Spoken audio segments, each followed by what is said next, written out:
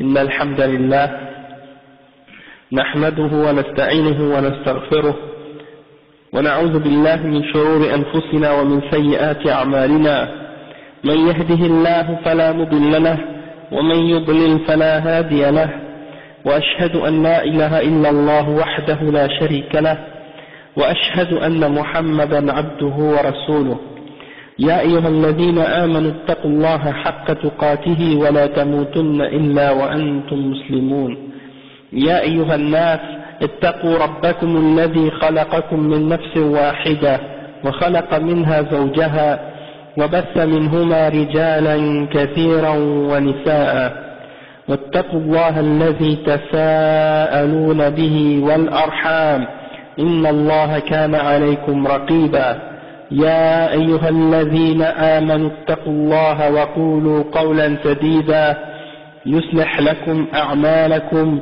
ويغفر لكم ذنوبكم ومن يطع الله ورسوله فقد فاز فوزا عظيما وإن خير الكلام كلام الله وخير الهدي هدي محمد صلى الله عليه وسلم وإن شر الأمور محدثاتها وكل محدثة بدعة وكل بدعة ضلالة وكل ضلالة في النار أما بعد. Donc aujourd'hui notre cours c'est sur Al-Wala wal-Bara. On a terminé le livre de Al-Irshad, les 6 piliers de Al-Iman, Al-Iman billah, Allah, wa malaikatihi, ses anges, wa kutubihi, ses livres, wa rusulihi, ses messagers, wal yawm al-akhir, le jour du jugement dernier, wal iman bil qadari khayrihi wa sharrihi, et la foi en le qadar, c'est-à-dire la prédestination, qu'est-ce qu'il y a de bien et de mal de ce qu'Allah a prédestiné pour nous. On doit croire en tous ces articles de la foi. Je pense que j'ai rien manqué. Allah wa malaikatihi wa kutubihi wa rusulihi wal yawmil akhir wal qadar. Donc alhamdulillah, maintenant qu'on a terminé ça, le cheikh il revient sur un point qui est fondamental, qui est al-wala ou al-bara. On avait commencé la semaine passée à l'expliquer, mais ça mieux qu'il restait juste 10 minutes, on n'a pas vraiment eu le temps d'avancer. Donc on va repartir au début, on va expliquer à nouveau tout ce qu'on avait expliqué au début de la semaine passée, à la fin. Puis là, après on va essayer de terminer cette partie-là. D'accord? Donc on commence, le cheikh il dit Fatlun fil wala'i wal bara. الشيخ ذي هذا وبعد انتهينا من هذا البيان المختصر لأصول العقيدة الإسلامية نشير إلى أنه يجب على كل مسلم أن يدين بهذه العقيدة وأن يوالي أهلها ويعادي أعداءها فيحب أهل التوحيد والإخلاص ويواليهم ويبغض أهل الإشراك ويعاديهم.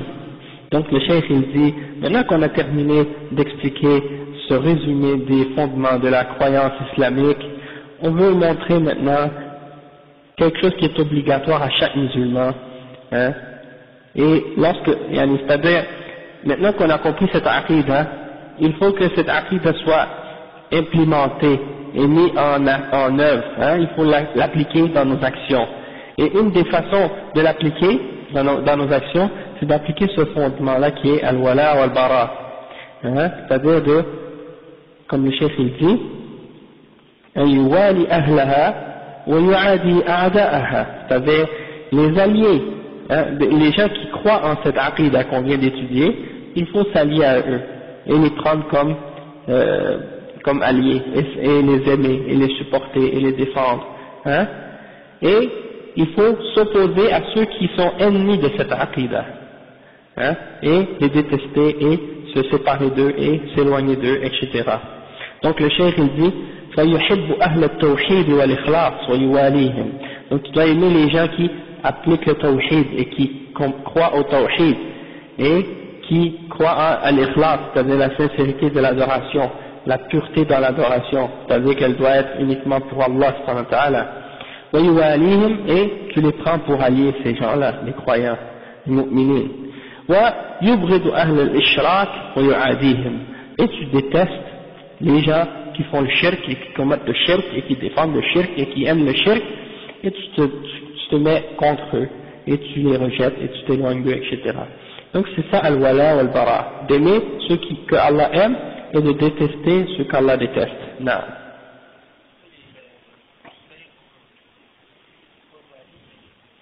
Al-wilaya, al-wilaya ça vient de la même chose. Al-wala ça vient de al-wilaya.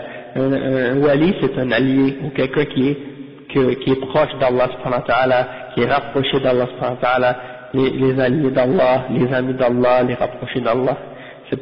Mais les walis des soufis, c'est pas du tout ça. En fait, c'est tous les diseurs de bonne aventure, les magiciens, les gens qui prétendent connaître l'avenir, qui prétendent connaître le rêve, qui inventent toutes sortes de bid'a, qui suivent le shaitan. Donc ces gens-là, c'est pas des awliya Allah, c'est pas des alliés d'Allah, mais c'est des awliya shaitan. D'accord?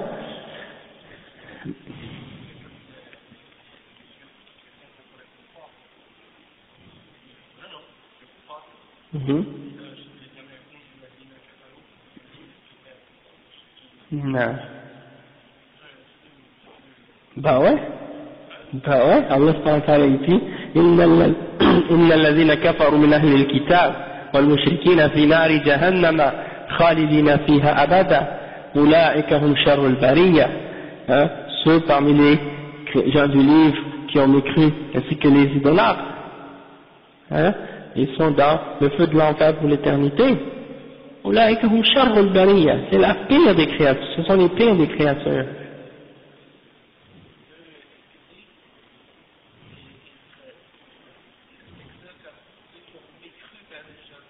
Ok. Ouais, ben ceux qui croient pas.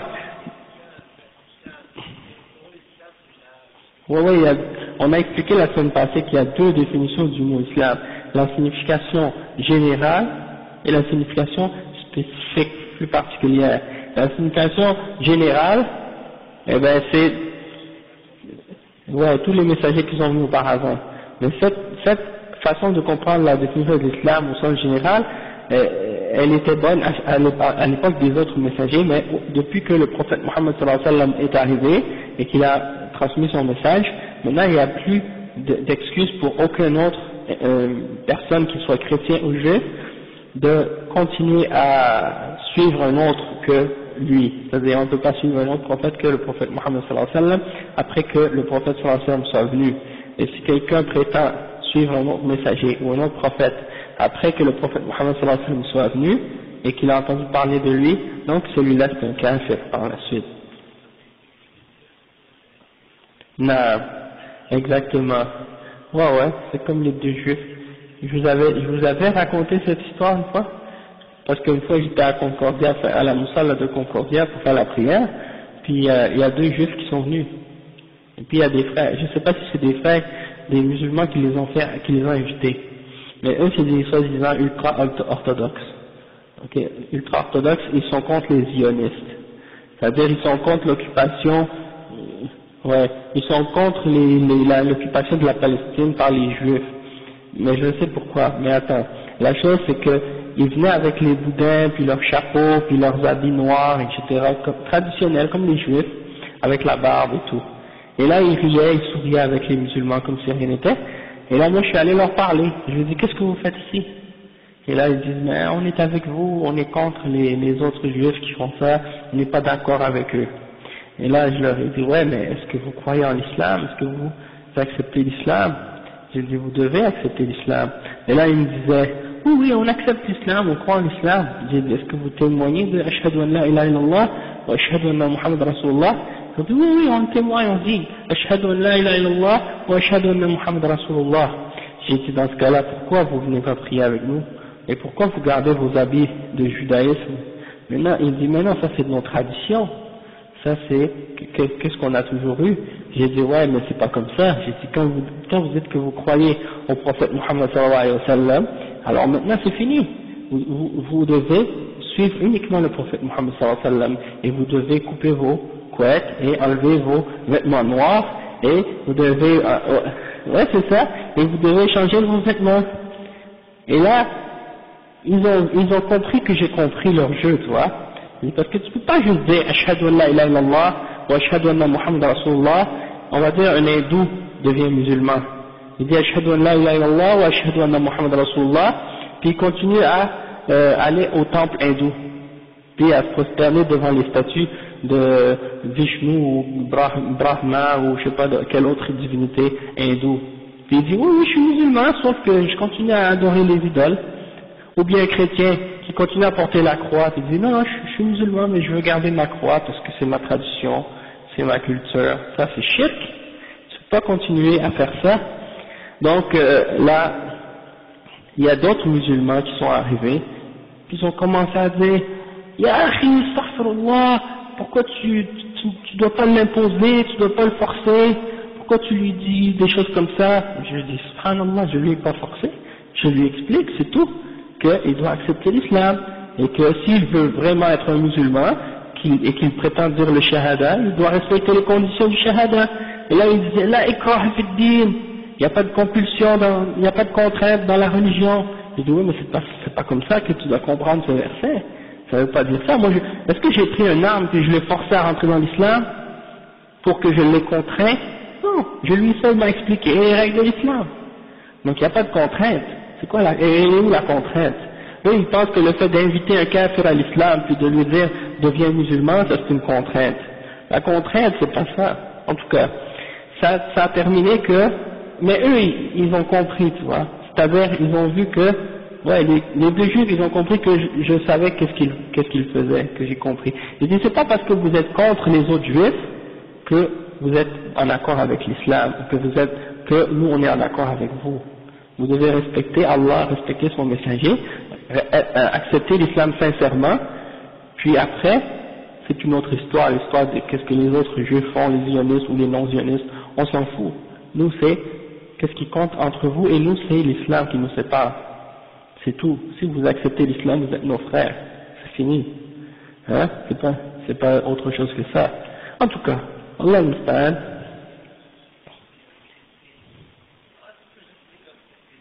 Ouais. Ouais, non, il y a beaucoup de soufis. Non, subhanallah. Non, il y a beaucoup de soufis, c'est vrai. J'ai entendu des soufis qui disaient à des chrétiens, vous n'avez pas besoin de vous convertir, convertissez-vous pas à l'islam, restez dans le christianisme. Il y a des frères, même sénégalais, qui m'ont dit qu'ils disaient ça aux chrétiens là-bas. Même, ils laissent les chrétiens venir avec eux, entrer dans la tariqa, mais ils restent chrétiens encore, certains d'entre eux. T'imagines? Puis en tout cas, on a des milliers d'exemples de ce genre, mais là on va continuer, si on veut finir, parce que le cours est assez volumineux aujourd'hui. D'accord? Allah musta'an. Donc le chef il dit, وذلك ملة إبراهيم والذين معه الذين أمرنا بالاقتداء بهم حيث يقول سبحانه وتعالى قد كانت لكم في أسوة حسنة في إبراهيم والذين معه إذ قالوا لقومهم إنا براء منكم ومما تعبدون من دون الله كفرنا بكم وبدا بيننا وبينكم العداوة والبغضاء أبدا حتى تؤمنوا بالله وحده. Donc, ici, le chef il nous dit que ça, le fait de s'allier avec les mu'minines et de se désavouer des mouchriquines et des kuffars, ça c'est la voie d'Ibrahim, c'est la religion d'Ibrahim. Wa alaykum salam wa rahmatullahi wa barakatuh. Kifak? Alhamdulillah. Donc ça c'est Millatu Ibrahim, ça c'est la voie d'Ibrahim. Vous comprenez mes frères? Donc, je vois si vous êtes attentifs. Ouais, la voie d'Abraham. Maintenant, je ne sais pas si vous avez entendu parler, mais il y a ces gens-là maintenant qui appellent à ce qu'on appelle Wahdatul Adyan, l'unicité des religions. Ils veulent unir toutes les religions, faire une seule. C'est-à-dire, tout le monde reste avec ses croyances différentes, mais on dit, c'est pas grave, on est tous sur même si on est tous sur un chemin différent, mais on a tous le même but, c'est-à-dire Dieu, donc on doit tous accepter et tous respecter toutes les religions. Et ça, c'est la base de la mécréance. D'accord? Donc, eux, ils disent qu'il y a les trois religions monothéistes. Et ils disent que ces trois religions-là, soi-disant monothéistes, c'est-à-dire l'islam, le christianisme et le judaïsme, ils disent que ces trois religions-là sont basées sur la religion d'Abraham. Maintenant, quand on retourne au message d'Abraham, on réalise que aucune de ces religions-là, excepté l'islam, ne suit réellement la voie d'Abraham. Parce que dans la voie d'Abraham, il n'y a pas de shirk. Dans la voie d'Abraham, il n'y a pas de s'allier avec les kuffars et les mushrikin et d'adorer autre que Allah subhanahu wa ta'ala, contrairement aux chrétiens et aux juifs. Hein? Également, il n'y a pas de question de nationalité pour dire que tu es croyant. Hein? Le fait que ta mère est d'une certaine race ou d'une certaine origine ou d'un certain peuple, que là, ça veut dire que tu es un croyant parce que c'est ta mère qui est de cette origine-là, comme les juifs. Ça fait partie de la voie d'Abraham, parce qu'Abraham, Allah subhanahu wa ta'ala, il dit à son sujet dans le Coran, ما كان إبراهيم يهوديا ولا نصرانيا ولكن كان حنيفا مسلما ولم يكن من المشركين وما كان من المشركين. ما كان إبراهيم يهوديا ولا نصرانيا ولكن كان حنيفا مسلما وما كان من المشركين. Donc il n'était pas un juif, il n'était pas un chrétien, il était avant la Bible, il était avant la Bible, avant le Premier Testament et avant le Nouveau Testament, avant le Nouveau et l'Ancien. C'est-à-dire, quand je dis avant et après, c'est-à-dire avant l'écriture de ces livres-là, avant la Torah et avant l'Injil. Donc il ne pouvait pas être ni juif, il ne pouvait pas être chrétien non plus, d'accord? Et les juifs sont arrivés de la descendance de Jacob, Banu Israël. Jacob a eu ses 12 fils, et c'est à partir de ces 12 fils-là qu'il y a eu les 12 tribus. Et Jacob, c'est le fils d'Abraham, hein, le fils d'Isaac. Jacob, c'est le fils d'Isaac, hein. Donc, il est descendant d'Abraham, c'est le petit-fils d'Abraham. Et donc, ça veut dire que, en réalité, Abraham n'était pas juif. Les juifs sont apparus par la suite. D'accord? Donc, il n'était pas juif, il n'était pas chrétien. Mais il était Hanif al-Muslima. Quand il priait à personne d'autre excepté à Allah subhanahu wa ta'ala. Hein? Donc, quand j'ai dit aux juifs, par exemple, le juif qui était à Concordia la dernière fois, il me dit, ça c'est mes traditions, de porter le chapeau noir et les habits noirs. Je lui ai dit, est-ce que Moïse s'habillait comme ça? Et quand je lui ai dit ça, il m'a dit, non, il s'habillait pas comme ça. J'ai dit, comment il s'habillait? Il dit, il s'habillait un peu comme les Arabes avant, tu vois, avec les trucs là, comme les chimars, comme les Bédouins là, comme les Saoudiens et tout. Les turbans aussi. J'ai dit, Abraham, il s'habillait comment? Et là, quand je lui ai dit ça, il m'a dit, il portait les turbans et tout, des choses comme ça. Donc j'ai dit, c'est quoi votre rapport avec les chapeaux noirs et tout là? Ça, c'est pas dans la religion d'Abraham. C'est pas la tradition de Moïse. Donc quelle tradition vous suivez? C'est pas la tradition de Moïse. C'est pas écrit même dans la Bible de s'habiller comme ça. Judas. Un des fils de Judas s'appelait Jacob. Ou bien c'est à cause de la Judée, un qui s'appelait Judas, un d'entre eux qui s'appelait Judas, parce qu'ils ont divisé la Palestine, ou l'endroit que Dieu, la terre de Canaan, ils l'ont divisé, une partie pour chacun des 12 fils, puis une partie qui s'appelait Judée, parce qu'elle était donnée à Judas. Donc c'est une des raisons. Puis c'est de là que ça vient, non, c'était pas l'aîné. Wallahu a'lam. Donc c'est ça. Mais c'était juste pour expliquer que c'était pas eux, qu'est-ce qu'ils suivent, c'est pas la voie d'Abraham. Et c'est pas vrai que leur religion c'est la religion monothéiste qui suit la voie d'Abraham, parce qu'ils suivent pas la voie d'Abraham. Et non, ils ont dit ce que Zuhair ibn Allah, Uzair ibn Allah, oui. Donc là maintenant on va comprendre un petit peu plus de qu'est-ce que c'est Millatu Ibrahim.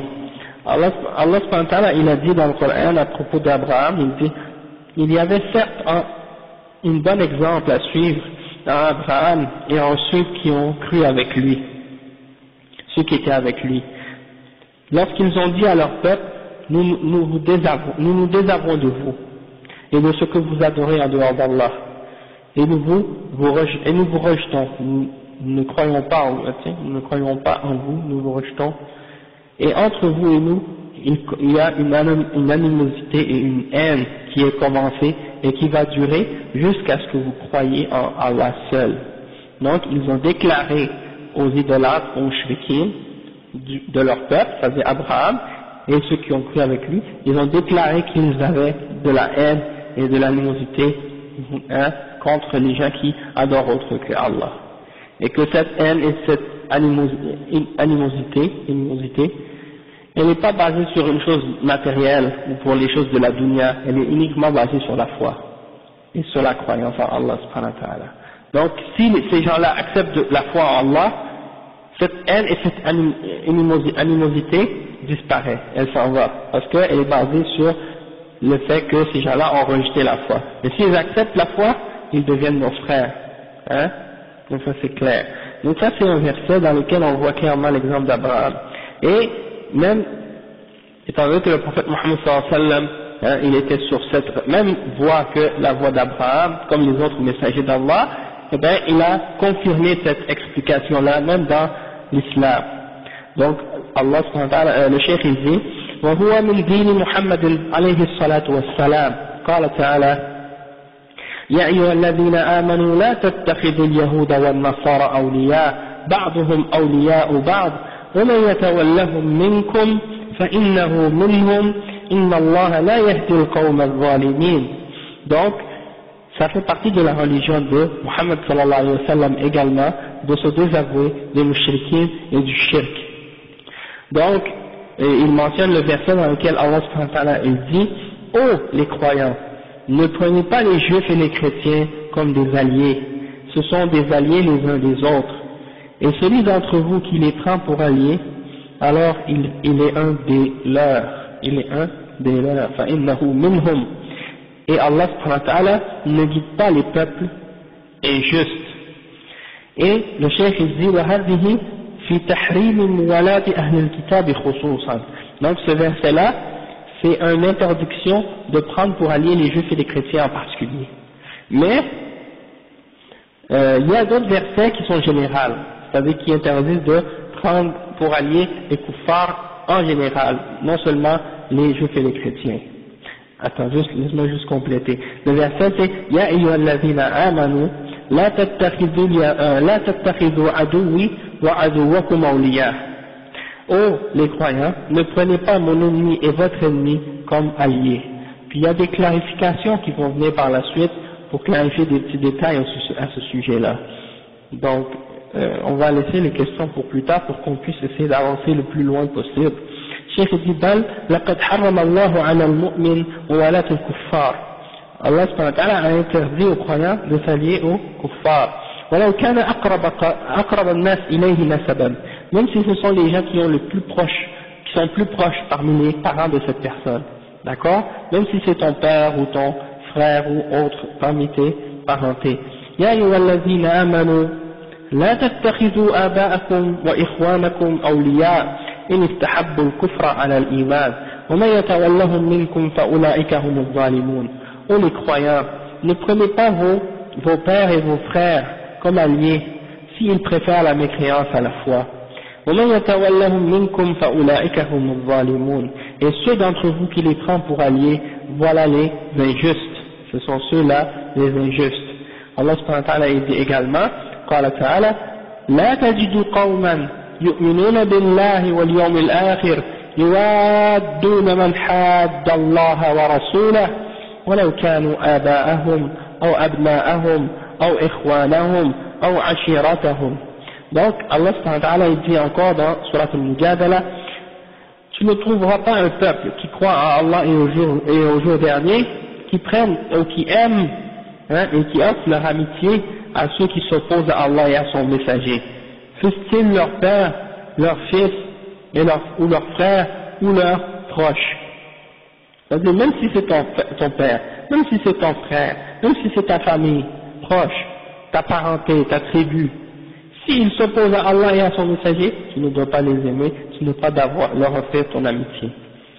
Le cheikh il dit وقد جهل كثير من الناس هذا الأصل العظيم حتى لقد سمعت بعض المنتسبين إلى العلم والدعوة في إذاعة عربية يقول عن النصارى إنهم إخواننا ويا لهم من كلمة خطيرة. Donc le cheikh il dit, et il y a beaucoup de gens parmi les gens d'aujourd'hui qui ignorent ce fondement-là, c'est-à-dire al-wala wal-bara. Et jusqu'au point où le cheikh dit, j'ai entendu certains parmi les gens qui se prétendent posséder la connaissance et la science dans l'islam et de faire le da'wa, ils prétendent faire le da'wa. J'ai entendu un d'entre ces gens-là dans une radio arabe qui disait au sujet des chrétiens, ce sont nos frères. Et il dit, comme cette parole est dangereuse. Et ça c'est une des personnes qui dit des choses semblables, c'est Youssef al-Qaradawi. Dans son livre Al-Halal wal-Haram, au début il a parlé de ça. Il a essayé de dire que on a le droit d'aimer les juifs et les chrétiens, puis que ce sont il dit dans d'autres citations, il a dit que ce sont nos frères, etc. Donc, ça c'est des exemples de paroles vraiment contraires au Coran et à la Sunna. Et Cheikh Al-Fawzan, rahimahullah, il a réfuté cette idée-là, et beaucoup d'autres, même parmi les ulama, ont réfuté ça de sa part, parce que il n'a pas fait la distinction entre prendre pour allié et aimer les kuffars et le fait d'être bon avec eux et d'agir correctement avec eux. Donc il n'a pas fait la distinction entre ces deux choses-là, et il a fait que ces deux choses-là sont la même chose. Donc, comme on va expliquer plus tard, on a le droit d'être bon envers eux et de bien agir avec eux, mais on n'a pas le droit de les aimer. Ça c'est deux choses différentes. Donc,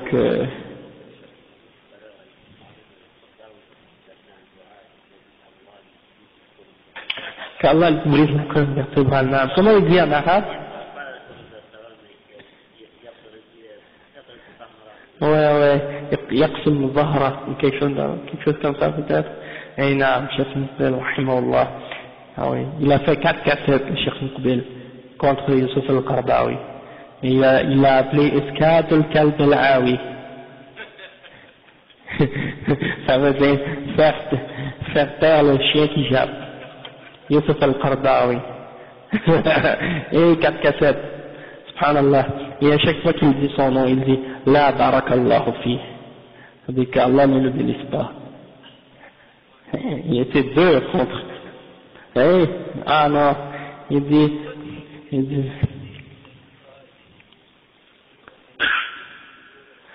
non, c'était pas lui. Non, c'était pas lui, mais Cheikh Muqbil, qu'est-ce qu'il a dit?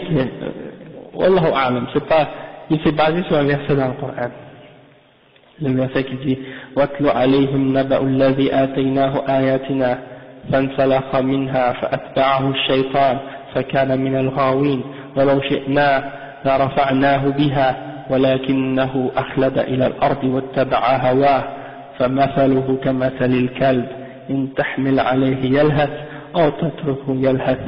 Donc il s'est basé sur ce verset-là, le verset dans Sourate Al-A'raf, vers la fin. T'as la traduction avec toi? Non? Elle dit, et cite-leur l'exemple de celui à qui on a donné nos versets et qui s'en est retiré et qui a fait que le shaitan le suive. Et il a été parmi les gens déviés. Mais si on aurait voulu, on l'aurait élevé par ça, par nos signes, par la connaissance qu'il a acquis. ولكنه أخلد إلى الأرض واتبع هواه. Mais il a préféré rester bas sur la terre et il a suivi ses passions. Donc son exemple est l'exemple du chien. Donc c'est ça qu'Allah dit dans le Coran, dans Sourate Al-A'raf. Donc il s'est basé sur ça. Et puis il était fort, il était dur contre les gens de bid'ah. D'accord? Donc alhamdulillah, mais yani, avec hikmah aussi, avec sagesse et avec ilm. Si un autre que Cheikh Muqbil l'avait dit, ça n'aurait pas passé de la même façon. Hein? Et même il y a des chouïrs il y en a, j'ai entendu des commentaires, certains chiites ont dit, il n'aurait pas dû dire ça, etc. Mais si ça venait de quelqu'un d'autre, il n'aurait pas, je pense pas n'importe qui, on l'aurait pas accepté de n'importe qui. Mais étant donné que c'est le Cheikh Muqbil, hein, que c'est un imam, un des imams dans le hadith, et que c'est un des grands ulama de Ahl Sunnah qui est respecté partout, alors c'est pour ça que les gens l'ont accepté de sa part. Donc, alhamdulillah. Et après le Cheikh il dit, كما أن الله سبحانه حرم موالاة الكفار أعداء العقيدة الإسلامية فقد أوجب سبحانه موالاة المؤمنين ومحبتهم. Donc le chef il dit, étant donné que Allah subhanahu wa ta'ala nous a interdit de nous allier aux kuffars, les ennemis de la croyance islamique, il nous a rendu obligatoire de s'allier avec les croyants et de les aimer. D'accord? Après le chef il dit, إنما وليكم الله ورسوله والذين آمنوا الذين يقيمون الصلاة ويؤتون الزكاة وهم راكعون ومن يتولى الله ورسوله والذين آمنوا فإن حزب الله هم الغالبون. Ça veut dire, votre allié, vos alliés ne sont que Allah subhanahu wa ta'ala et son messager. De même que ceux qui ont cru, ceux qui ont établi la salat et qui donnent la zakat et qui se prosternent ou qui s'inclinent. Et celui qui prend pour allié Allah et son messager et ceux qui ont cru, alors sachez que le parti d'Allah c'est celui qui aura le dessus. Hein, c'est ça la Hizbullah, c'est ça le groupe d'Allah ou le parti d'Allah subhanahu wa ta'ala, et c'est eux qui seront victorieux, c'est eux qui vont avoir le dessus. Donc il faut prendre Allah et son messager et les croyants comme des alliés. Et après, Cheikh dit, قال تعالى محمد رسول الله والذين معه أشداء على الكفار رحماء بينهم وقال تعالى إنما المؤمنون إخوة. Donc Allah subhanahu wa ta'ala il a dit, Muhammad est le messager d'Allah sallallahu alayhi wa sallam, et ceux qui sont avec lui sont durs envers les kuffars et sont miséricordieux entre eux. Et dans un autre verset, Allah subhanahu wa ta'ala il dit, les croyants ne sont que des frères. فالمؤمنون إخوة في الدين والعقيدة وإن تباعدت أنسابهم وأوطانهم وأزمانهم. Le cheikh dit, les croyants sont des frères dans la croyance et dans la religion, même si ils sont très loin, ils sont distancés dans leurs origines, ils n'ont pas la même origine, même s'ils ne sont pas du même pays, et même s'ils ne viennent pas de la même époque, ils sont des ikhwa, sont des frères dans la religion. Et les femmes les femmes croyantes sont des sœurs dans la religion. D'accord? Et le cheikh il mentionne le verset, il dit, قال تعالى والذين جاءوا من بعدهم يقولون ربنا اغفر لنا ولإخواننا الذين سبقونا بالإيمان ولا تجعل في قلوبنا غلا للذين آمنوا ربنا إنك رؤوف رحيم. Donc Allah subhanahu wa ta'ala il dit, et ceux qui ont cru par la suite, ceux qui sont venus par la suite parmi les croyants qui sont venus après les sahaba, ils ont dit, ô notre Seigneur, pardonne-nous et à nos frères qui nous ont précédés dans la foi, et ne mets pas dans notre cœur de la rancune pour ceux qui ont cru. Ô notre Seigneur, c'est toi le pardonneur et le miséricordieux. Après, Allah subhanahu wa ta'ala, après le cheikh il mentionne, il dit, فالمؤمنون من أول الخليقة إلى آخرها مهما تباعدت أوطانهم وامتدت أزمانهم إخوة متحابون يقتضي آخرهم بأولهم ويدعو بعضهم لبعض ويستغفر بعضهم لبعض. Donc le cheikh il dit que les croyants, peu importe, depuis la première parmi les créatures jusqu'à la dernière, même si elles sont séparées par différents pays ou dans des époques différentes, alors même si malgré ça ce sont tous des croyants et des frères qui s'aiment, et ils se basent tous les uns sur les autres, et ils invoquent tous Allah les uns pour les autres, et ils demandent tous pardon les uns pour les autres. Donc ça vient conclure l'introduction de ce sujet. Après, le chef, qu'est-ce qu'il va faire? Il va donner des exemples de fait de prendre pour allier les kuffars, et après il va donner des exemples de prendre pour allier les croyants. Qu'est-ce que c'est les manifestations de ça? Et puis, il y a une chose par contre qui est important de comprendre, c'est que ça c'est dans le cas des kuffars clairs, mais dans le cas des mu'minines clairs, ou des kuffars purs et des mu'minines purs.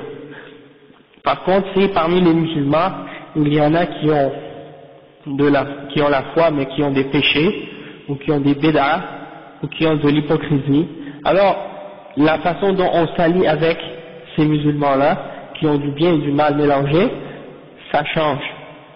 On s'allie avec eux selon la proportion de pratique et d'application de l'islam qui nous montre. D'accord? Comme si, par exemple, un bon croyant, un bon musulman, un bon pratiquant qui nous apparaît être sur le droit chemin, on va le traiter d'une façon respectueuse et on va l'aimer pour Allah, tandis qu'un autre musulman, par exemple, qui néglige dans ses obligations ou qui fait des péchés ouvertement, on va pas agir avec lui de la même façon, puis on va pas l'aimer au même degré qu'on aime celui qui est obéissant.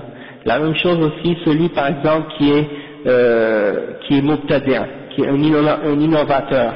On va l'aimer parce que c'est un musulman, dans le sens général, mais on va le détester d'un autre côté également, à cause qu'il est mubtadi'. Donc on va l'aimer pour Allah d'un point de vue, puis on va le détester pour Allah d'un autre point de vue. La même chose pour le musulman qui fait les péchés. On va l'aimer d'un point de vue, puis on va le détester pour Allah d'un point de vue. Et la même chose pour le musulman qui, par exemple, qui nous montre des aspects de l'islam, mais qui, par exemple, fait des choses contraires à l'islam, des choses, tant qu'il n'est pas en dehors de l'islam, on l'aime pour Allah dans le bien qu'il fait, selon son niveau de pratique de l'islam, puis on le déteste pour Allah pour qu'est-ce qu'il fait qui est contraire. D'accord? Puis ça, je vais essayer de donner des exemples de ça si c'est possible, Inch'Allah.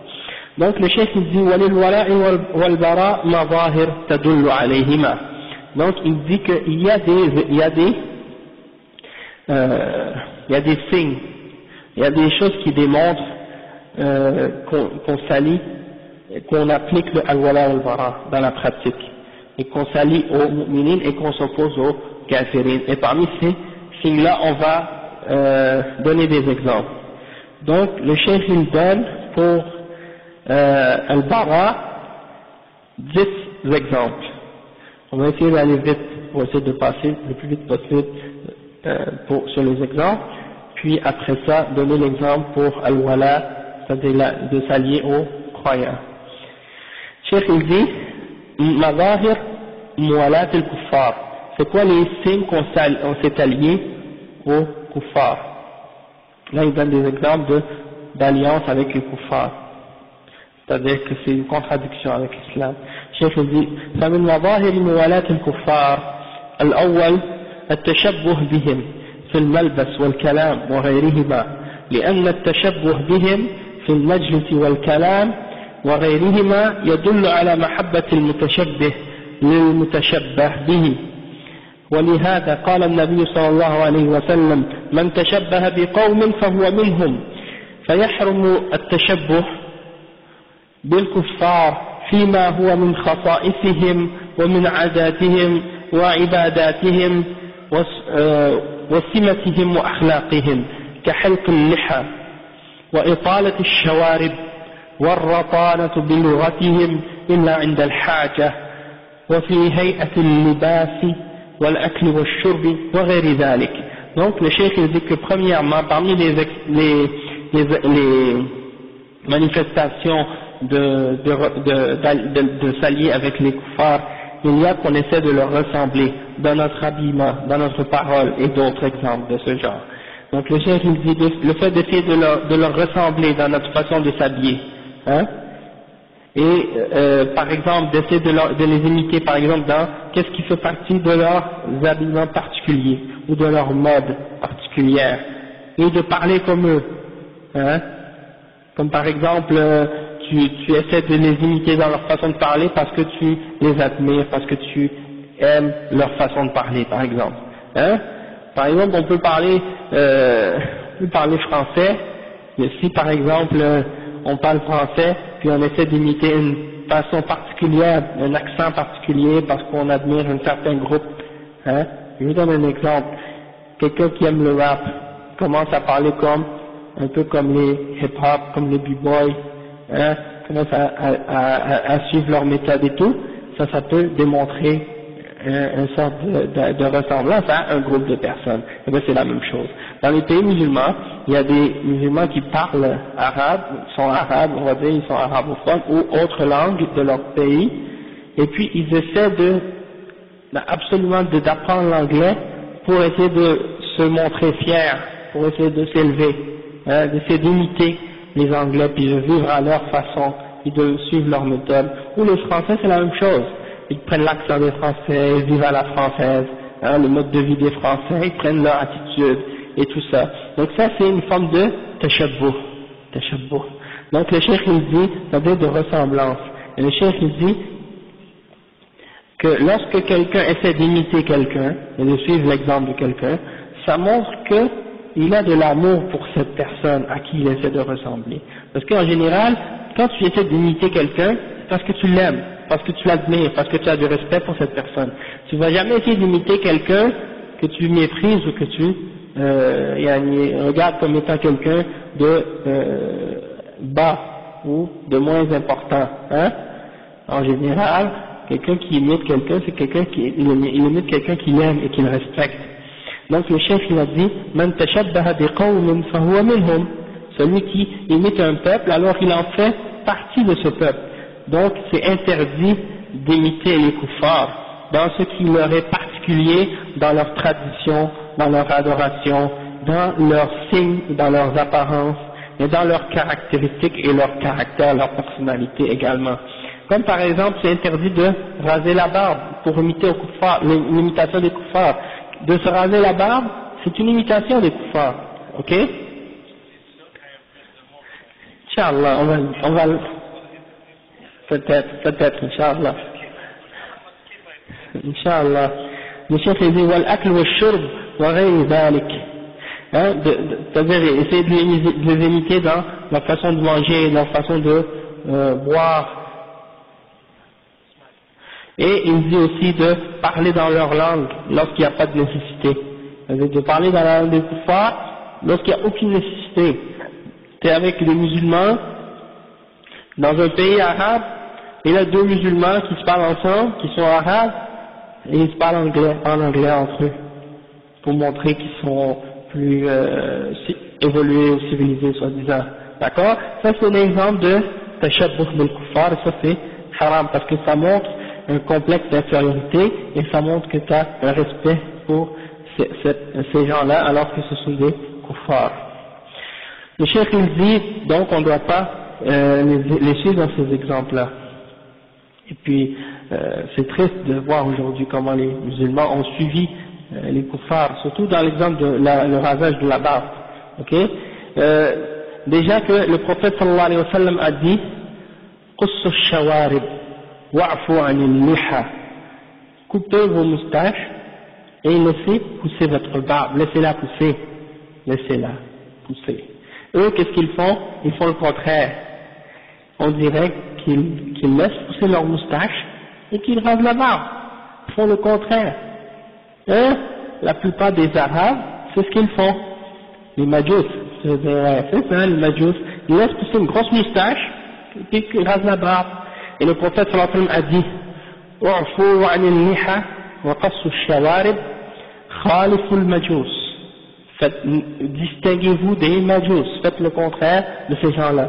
Khalifu al-Yahoud, khalifu al-Nasara. Dans combien de hadiths le prophète sallallahu alayhi wa sallam dit khalifu, distinguez-vous, faites le contraire d'eux, ne les suivez pas leur exemple, imitez pas les juifs, imitez pas les chrétiens. Donc plusieurs hadiths, le prophète sallallahu alayhi wa sallam il insiste là-dessus.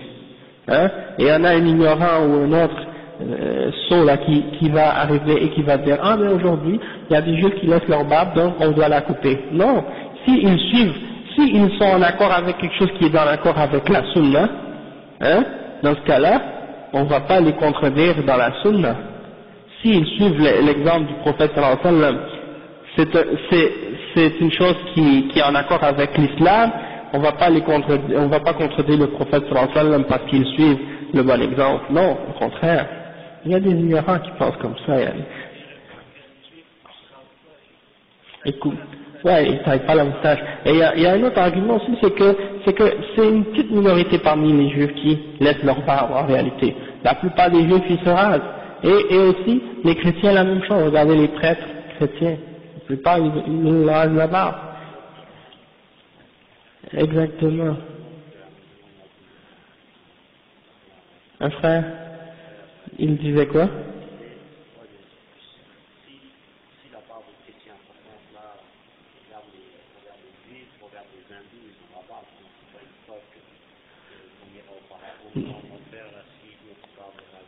Naam. Le prophète sallallahu alayhi wa sallam, il avait une grosse barbe qui arrivait jusqu'à sa poitrine. Et elle était ample. Elle était remplie, sa barbe. Bien remplie.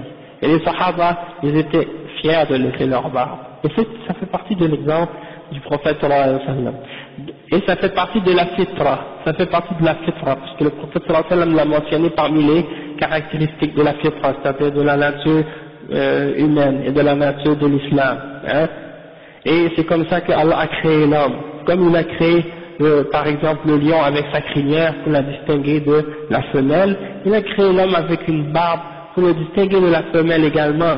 Donc parmi les ulama, il y en a qui ont mentionné que le fait de se raser la barbe, c'est de ressembler à une femme. Ok? Et ça c'est haram. Et le fait que ce soit un péché que tu fais constamment et que tu le fais en plein public, c'est-à-dire tu peux pas te cacher lorsque tu rases ta barbe, parce que tout le monde voit que tu désobéis à Allah et à son messager. C'est comme le frère qui disait l'autre fois, tout à l'heure, quand on lui a dit pourquoi tu rases ta barbe, et puis le frère il me dit est-ce que je vais aller en enfer si je rase ma barbe? Et puis je lui ai dit, Allah subhanahu wa ta'ala a dit فَلْيَحْذَرِ الَّذِينَ يُخَالِفُونَ عَنْ أَمْرِهِ أَنْ تُصِيبَهُمْ فِتْنَةٌ أَوْ يُصِيبَهُمْ عَذَابٌ أَلِيمٌ. Je lui ai dit que ceux qui désobéissent à son ordre, à son commandement, c'est-à-dire au commandement du prophète sallallahu alayhi wa sallam, prennent garde qu'une fitna les atteigne, hein, une épreuve les atteigne, ou bien qu'un dur châtiment les atteigne. Donc un des deux, une fitna. Et les ulama ils ont dit une fitna, c'est un shirk, que tu mets tes passions ou une autre chose au même niveau que l'ordre et le commandement du prophète sallallahu alayhi wa sallam. Donc tu le mets égal avec l'ordre du prophète sallallahu alayhi wa sallam. Donc en réalité tu ne suis pas Allah et son messager, tu n'obéis pas à Allah et son messager, mais tu obéis à tes désirs et à tes passions. Hein? Et aussi le danger de recevoir un dur châtiment. Et donc je lui ai dit, tu es sous la menace d'Allah subhanahu wa ta'ala dans ce verset. S'il veut, il te punira. S'il veut te pardonner, il te pardonnera. Sauf que sache que tu es sous sa menace à cause de cette désobéissance-là. Et tu le montres ouvertement devant tout le monde. C'est comme une femme qui marche dans la rue sans hijab. Elle est sous la menace d'Allah parce qu'elle ne fait pas un péché entre elle et Allah en privé. Elle fait un péché devant tout le monde. Et tout le monde la voit commettre ce péché. Donc ça c'est grave, c'est pire. Et le prophète sallallahu alayhi wa sallam a dit Kullu ummati mu'afa illa al-mujahirun. Le prophète sallallahu alayhi wa sallam a dit toute ma umma sera épargnée ou pardonnée, excepté ceux qui montrent ouvertement leurs péchés. Ça c'est une menace très sérieuse, le fait que de montrer, parce que ça, le fait que tu te rases devant les gens et que tu fasses ce péché-là, les ulama ils ont dit que le péché, s'il est petit, si c'est un petit péché, c'est pas un grand péché, le fait de le refaire constamment, ça devient un grand péché. Et aussi le fait de le faire en public, ça peut devenir un grand péché également. Donc c'est pour ça que les ulama ont dit que de raser la barbe, ça fait partie des grands péchés.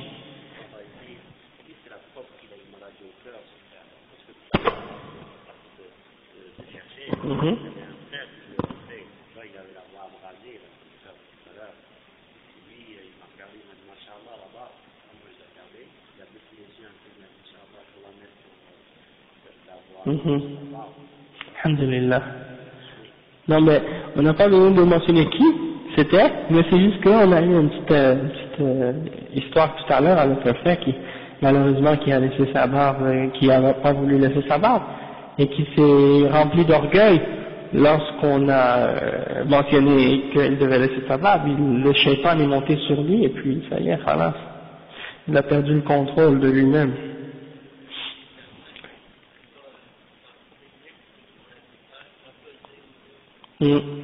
Ouais, exactement. Il ne faut pas parler de nos péchés publiquement, il ne faut pas faire les péchés publiquement. Le péché que tu fais publiquement, c'est pire et encore plus grave que le péché que tu fais en privé, parce que le péché que tu fais publiquement, eh ben ça influence d'autres personnes à le faire. Quand une femme enlève son hijab, puis marche dehors avec les talons, puis le maquillage, puis les vêtements légers, elle encourage d'autres femmes à le faire. Alors ça c'est une fitna, pour elle et pour les autres. Alors c'est grave. Hein? Le prophète sallallahu alayhi wa sallam a dit Man sanna fil islam sunnatan hasana kana lahu ajruha wa ajru man amila biha wa la yanqusu dhalika min ujurihi shay'an.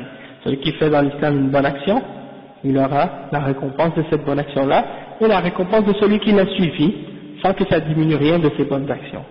ومن سن في الإسلام سنة سيئة فكان عليه وزرها ووزر من عمل بها ولا ينقص ذلك من أوزارهم شيئا أو من وزرهم شيئا. Donc ça veut dire que celui qui fait un péché, eh bien, il aura son péché et le poids du péché et le poids de tous ceux qui l'ont suivi dans ce péché-là, sans que ça diminue rien de son propre péché à lui.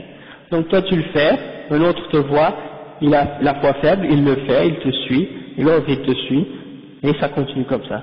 Donc le premier musulman qui s'est rasé, il a les péchés de tous les autres qui le suivent, jusqu'à aujourd'hui. Et les ulama, si tu lis dans les livres de fiqh, dans les livres de fiqh, les ulama, ils ont dit que la personne qui se rase la barbe, on n'accepte pas son témoignage en cours dans l'islam. Imam Malik et dans plusieurs autres mazahib aussi. Et il y en a même qui ont dit que pour celui qui coupe la barbe de quelqu'un, qui l'endommage, il doit payer le prix de son sang complet. C'est grave, hein, chez le barbier, ouais. Hein, c'est ça.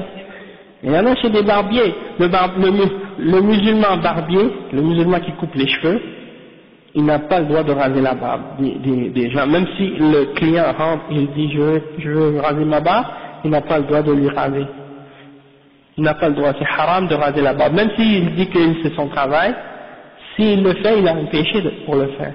Et ça, les ulama, ils ont fait des fatwas là-dessus. Hein? Et c'est triste, Afi, que même dans le Hajj, Allah Musta'an, quand il y a des frères qui vont faire le Umrah et des choses de ce genre, quand ils se font raser la tête, en même temps, ils disent aux gars qui rasent les cheveux, rase ma barbe en même temps. Donc ils se rasent la barbe, les cheveux et la barbe, Allah Musta'an. Donc ça c'est un péché, yani. Non.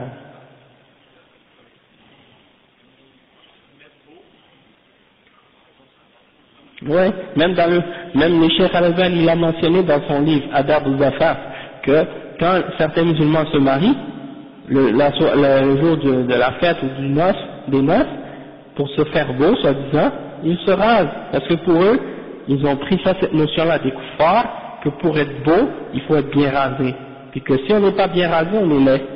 Ça c'est la fitra de ces gens-là qui s'est mis à l'envers, hein. Ils ont une fitra, hein, complètement bousillée, qu'ils voient que le lait est devenu beau, et que le beau est devenu laid. Ils voient que la barbe est laide, et que la rasée est devenue beau. Donc c'est à cause de quoi? C'est parce que l'amour du mode de vie des kuffars est entré dans le cœur de ces gens-là. Et quand ils jugent les choses de la vie, ils jugent selon les principes de la vie des kuffars et non pas selon le Coran et la Sunna. Mais on va continuer parce que sinon on va se tarder trop longtemps. Parmi les points qui font partie des manifestations de s'allier avec les kuffars, le Cheikh dit, le deuxième point, al-iqamatu fi biladihim وعدم الانتقال منها إلى بلد المسلمين لأجل الفرار بالدين لأن الهجرة بهذا المعنى ولهذا الغرض واجبة على المسلم لأن إقامته في بلاد الكفر تدل على موالاة الكافرين، ومن هنا حرم الله إقامة المسلم بين الكفار إذا كان يقدر على الهجرة. قال تعالى: إن الذين توفاهم الملائكة ظالمي أنفسهم قالوا فيما كنتم قالوا كنا مستضعفين في الأرض قالوا ألم تكن أرض الله واسعة فتهاجروا فيها فأولئك مأواهم جهنم وساءت مصيرا إلا المستضعفين من الرجال والنساء والولدان لا يستطيعون حيلة ولا يهتدون سبيلا فأولئك عفى الله أن يعفو عنهم وكان الله عفوا غفورا. Donc le cheikh il dit que parmi les manifestations de s'allier avec les kuffars, c'est le fait de vivre dans leur pays, de s'établir dans leur pays et de ne pas quitter leur pays vers les pays musulmans dans le but de s'enfuir avec notre religion. Car le cheikh il dit que le hijra dans ce sens-là et pour ce but-là est obligatoire pour tout musulman. Et le fait de s'établir dans le pays du kufr, ça démontre qu'il y a une forme d'alliance avec les kafirin. Et c'est de ce point de vue-là que Allah subhanahu wa ta'ala a interdit aux musulmans de s'établir parmi les kuffars s'il est capable de faire le hijra. D'accord?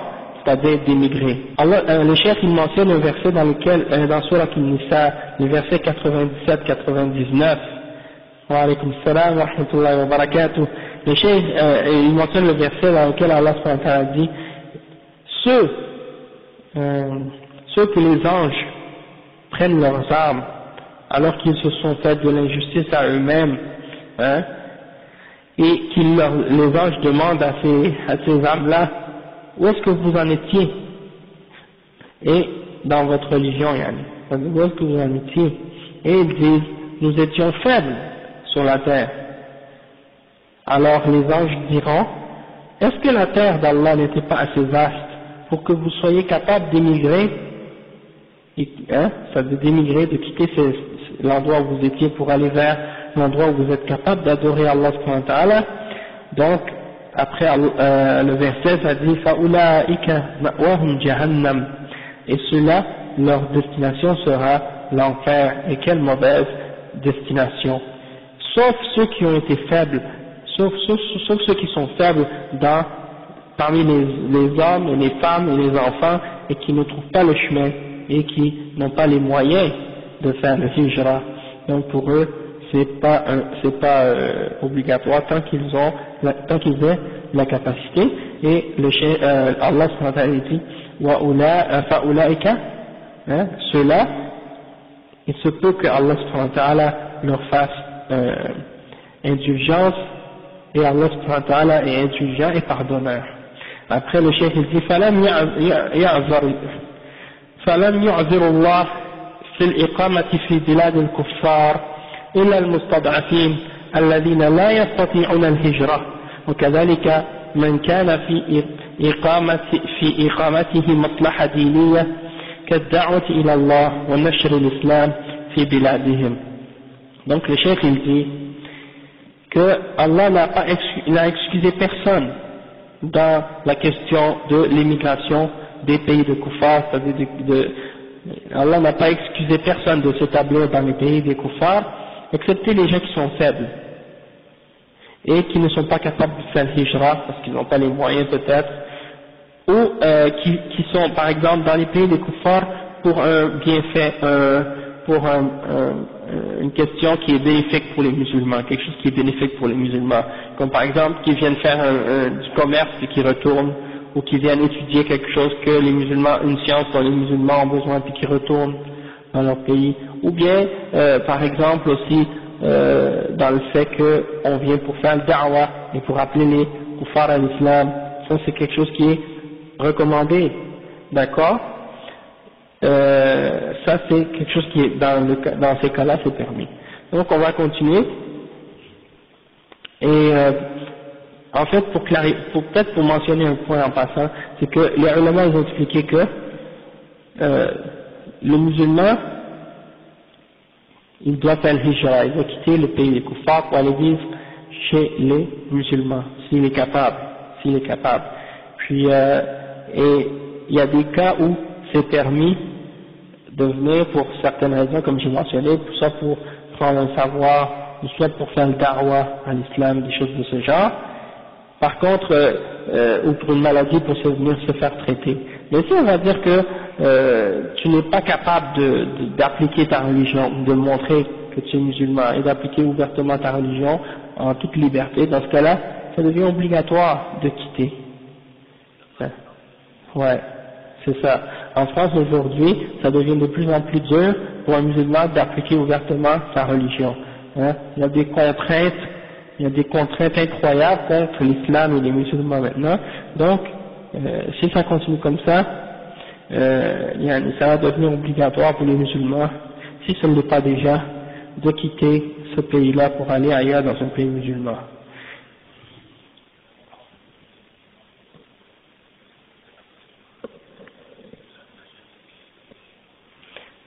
Même un pays musulman, c'est-à-dire un pays où il y a les mosquées, il y a l'adhan, et que la population sont des musulmans.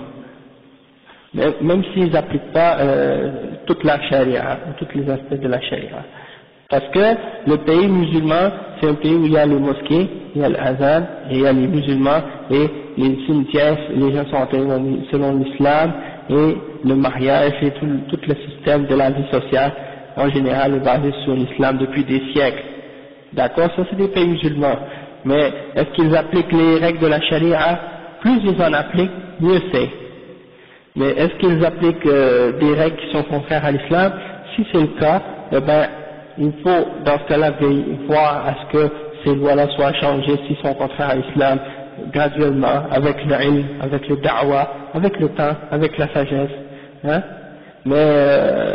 Mais c'est toujours mieux d'être dans un pays comme ça, un pays musulman, même si toutes les choses sont pas parfaites, mais c'est quand même mieux que dans un pays qui n'est pas un pays musulman. C'est-à-dire, il faut aller dans un pays musulman où on peut adorer Allah et suivre l'islam et la sunna, et qu'on sera laissé en liberté. C'est-à-dire, on ne va pas nous mettre des contraintes, des difficultés dans notre application de la religion. Si par exemple tu es dans une ville, dans un pays musulman, et dans une ville, tu sais qu'il y a plein de péchés. Tandis que dans l'autre ville, à quelques kilomètres plus loin, les musulmans sont plus pratiquants. Il y a moins de péchés.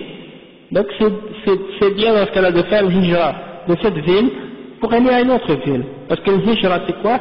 C'est de quitter un endroit où il y a des péchés pour aller vers un endroit où il n'y a pas de péché. Ou un endroit où il y a des bid'ah, vers un endroit où il n'y a pas de bid'ah, et des choses de ce genre. D'accord? Donc c'est ça la signification du hijra.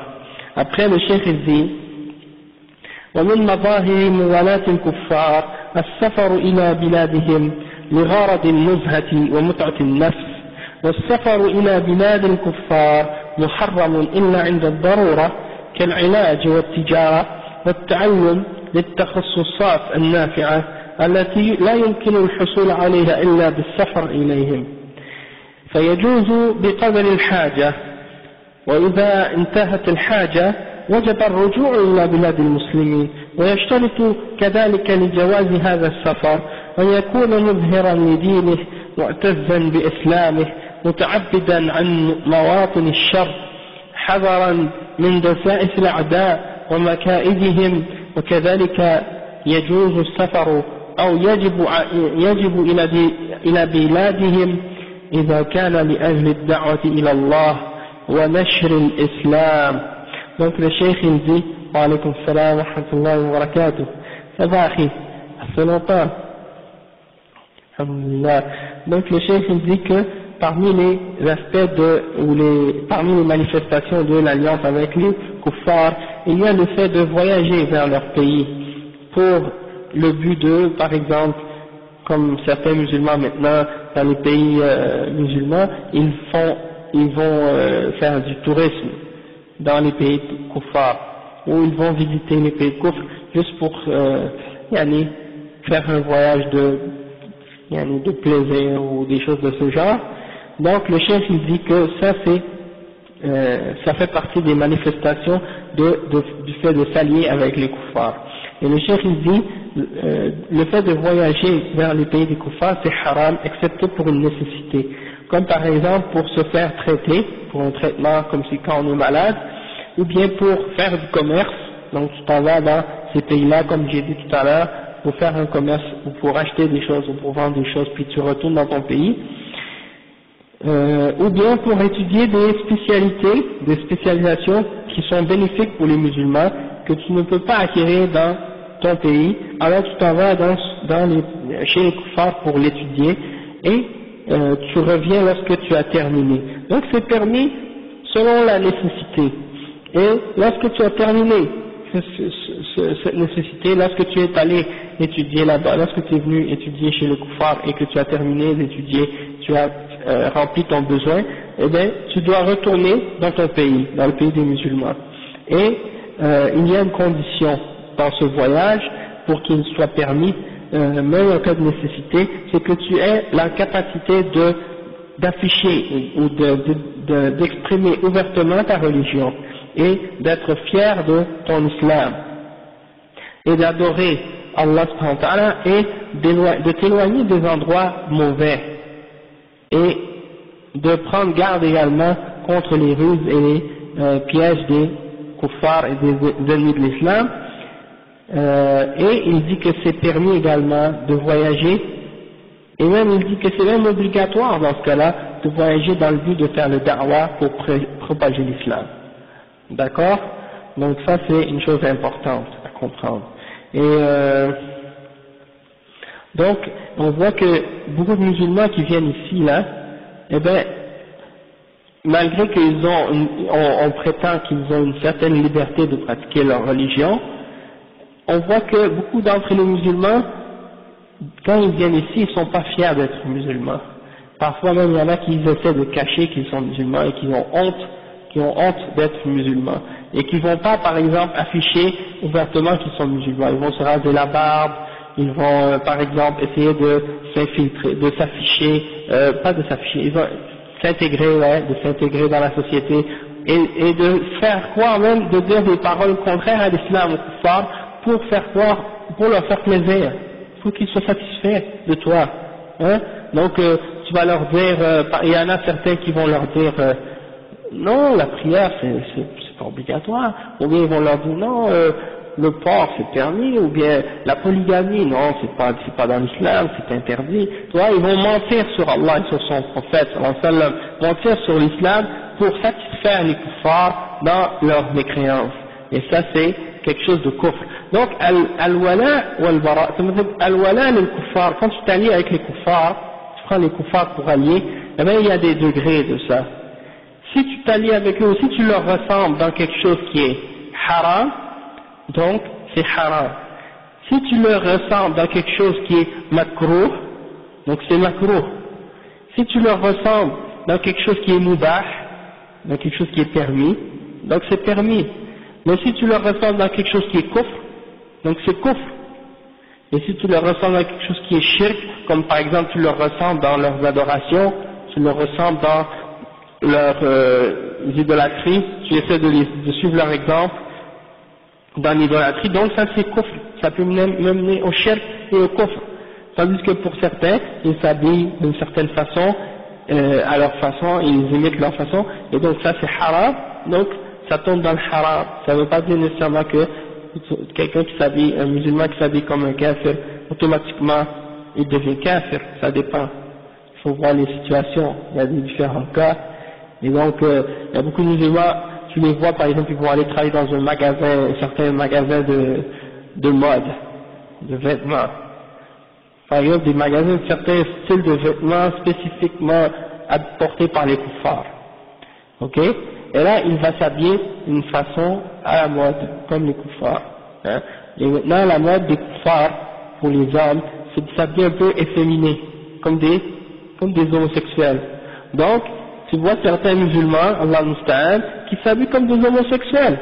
et qui travaillent dans ce magasin-là. Alors ils mettent leurs cheveux à la même façon que leurs cheveux, et ils mettent leurs chemises serrées comme les kuffars et les pantalons serrés, et les chaussures de la même façon, et puis donc donc quand tu les vois ces gens-là, tu te dis mais ça c'est un musulman ou c'est un kafir, tu sais pas. Alors ça c'est dangereux, et de les imiter de cette façon-là, ça amène quelque chose de, c'est sûr que c'est haram, mais si tu les suis même, tu les aimes dans ton cœur, et que tu les suis de cette façon-là, tu risques de t'éloigner de l'islam, de t'approcher d'eux de plus en plus, de les aimer, et lorsque tu commences à les aimer, tu risques de commencer à aimer leurs croyances, ou bien leurs mécréances, façon de parler, tu commences à détester certaines caractéristiques de l'islam, et tu vas commencer à aimer le kufr, et là petit à petit tu vas quitter l'islam. C'est comme ça que ça commence. C'est pour ça que Allah nous a demandé de ne pas leur ressembler, ainsi que le prophète sallam, pour qu'on soit loin d'eux, pour qu'on ne soit pas rapproché d'eux, ni dans notre cœur, ni dans notre apparence, ni rien. Parce que le vrai muwalat, ça commence dans le cœur.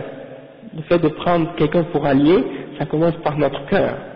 Donc l'alliance au kuffar, celui par exemple qui montre qu'il est musulman, même s'il a une barbe ou qu'il a un tamis et qu'il s'habille comme les peuples musulmans, mais que dans son cœur il aime les kuffars et il souhaite la victoire pour les kuffars et il déteste l'islam et les musulmans, ça c'est un munafiq, c'est un hypocrite.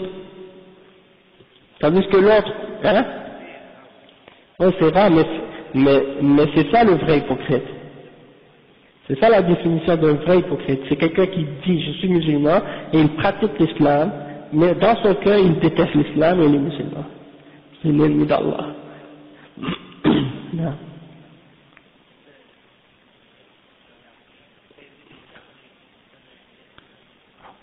Ouais, il y a le fait de les supporter, de les aider, tu fabriques des armes pour eux, c'est une fitna, que tu les encourages. C'est comme par exemple les ulama qui ont demandé est-ce qu'on a le droit d'entrer dans la police, dans les pays de kufr et dans l'armée, des choses de ce genre, et de devenir avocat ou juge, d'entrer dans leur système pour essayer de s'intégrer, puis après ça d'aider les musulmans. Et le cheikh a dit non, c'est pas permis. Parce que tu rentres dans l'armée, s'il y a une guerre ou quelque chose comme ça, tu es obligé d'aller combattre, même si c'est contre les musulmans. Et après, tu vas être obligé de faire des serments d'allégeance dans l'armée, que s'il y a quelque chose, tu dois obéir dans les ordres, et que peu importe qu'est-ce que ça implique. Eux, ils ne regardent pas l'islam, parce qu'ils regardent, c'est basé sur la citoyenneté, et sur la nationalité. Donc, tu es un citoyen, eh ben, tous les citoyens sont égaux. Que tu sois musulman ou juif ou chrétien ou athée, tous les citoyens soi-disant sont tous égaux et ils sont tous dans la même reliés par cette citoyenneté-là, alors que pour nous dans l'islam, c'est l'islam qui nous réunit, c'est pas la citoyenneté. Alors il y a ça, puis le fait que tu dois par exemple entrer dans la police, tu dois obéir à des ordres qui parfois vont t'amener à faire des choses haram ou des choses qui sont contraires à l'islam. Et aussi le fait de rentrer dans le Parlement, pas dans le Parlement, dans le Parlement aussi, mais dans le palais de justice, et des choses de la justice des kuffars, tu dois juger par une loi qui est contraire à la loi d'Allah. Et ça c'est quelque chose ça peut amener au kufr. Parce qu'Allah dit dans le Coran que celui qui ne juge pas parce qu'Allah a fait descendre, ceux-là sont des kafiroun. Donc, s'il croit que ces lois-là sont meilleures que la loi d'Allah, ou s'il croit qu'elles sont égales, ou s'il croit que c'est permis de juger selon ces lois-là, il devient kafir. Par contre, si celui qui, par exemple, suit ses passions, puis il applique une loi contraire à la loi d'Allah, celui-là, il n'est pas kafir, c'est-à-dire, son kufr ne le fait pas sortir de l'islam, il confondit la kufr, comme Ibn Abbas a expliqué. D'accord? Donc,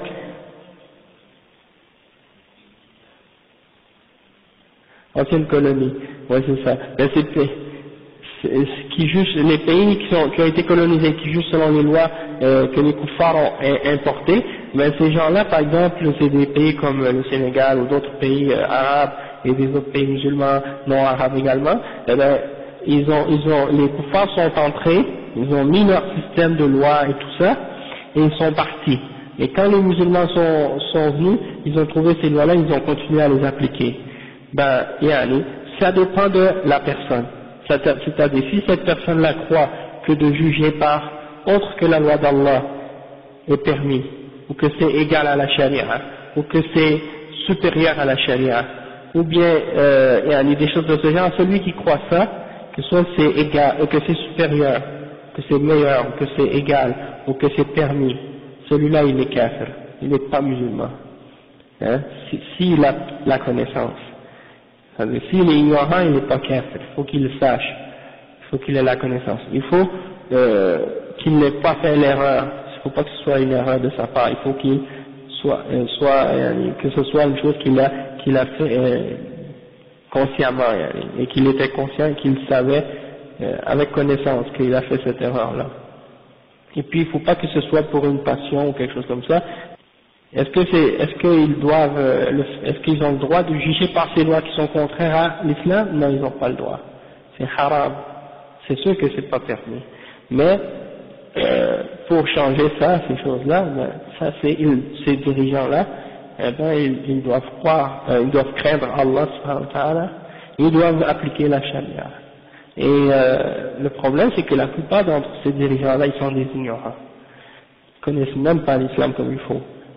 Parce qu'ils ont été éduqués, la plupart dans des universités occidentales, ils ont une mentalité occidentale, ils ont le mode de vie occidental en général, même s'ils sont musulmans, ils ne connaissent pas la réalité de l'islam, le Coran et la Sunna. Donc, c'est pour cette raison-là qu'ils croient parfois que ces choses-là sont permises, d'accord? Mais, bien entendu, il faut que parmi les ulama et parmi les du'at, ceux qui ont du ilm, qui sont capables d'aller rencontrer ces dirigeants pour leur parler, leur expliquer le jugement d'Allah et les choses de ce genre, leur expliquer que si tu es un musulman, tu dois appliquer la loi d'Allah. Eh ben, s'ils sont capables de faire ça, alhamdulillah, comme le prophète sallallahu alayhi wa sallam a envoyé des lettres à des rois à son époque, des rois qui n'étaient pas des musulmans, Al-Najashi par exemple, le roi de l'Éthiopie et d'autres, il était musulman, le roi d'Éthiopie, Al-Najashi, malgré qu'il n'était pas capable d'appliquer la loi d'Allah dans son pays. Il n'avait pas la capacité de le faire. Il n'était pas capable de dire ouvertement qu'il était musulman, parce que son peuple avait le dessus. Ils n'auraient pas accepté ça du roi. Donc, qu'il savait, il a caché son islam. Il n'a pas appliqué la loi d'Allah. Mais, par la suite, quand il est mort, le prophète sallallahu alayhi wa sallam a fait salatul ghaib pour lui. Il a prié la mort de Janaza pour lui, parce que il était mort, même il n'avait jamais appliqué les règles de l'islam et tout ça, mais il était quand même mu'min, c'était quand même croyant. C'est comme celui parmi la famille de Pharaon qui avait cru, et il cachait sa foi, parce qu'il savait qu'il allait se faire tuer s'il disait ouvertement qu'il était mu'min. D'accord, donc c'est وقال رجل مؤمن من آل فرعون يكتم إيمانه أتقتلون رجلا أن يقول ربي الله. C'est l'exemple dans Surat Ghafir. C'était un parmi la famille de Pharaon qui avait cru, mais il cachait sa foi. D'accord? Donc c'est ça lui. Non, la femme aussi. Ouais, c'est sa femme qui avait cru également. Donc c'est ça. Donc ces pays-là, c'est des pays musulmans. Les dirigeants sont des musulmans. Sauf qu'il faut ils ont pris le pouvoir des lois de déjà là, attends, c'est pas eux qui les ont implantés ou implémentés ou inventés, d'accord? Et si par la suite ils ont continué à ça, bon, Allahu A'lam, qu'est-ce qu'ils vont? Moi ça c'est des questions, les ulama on leur a posé ces questions-là et c'est ça qu'ils ont répondu eux, d'accord? Mais pour dire qu'un dirigeant en particulier il n'est pas musulman, il faut que ce soit les ulama qui décident, qui jugent là-dedans.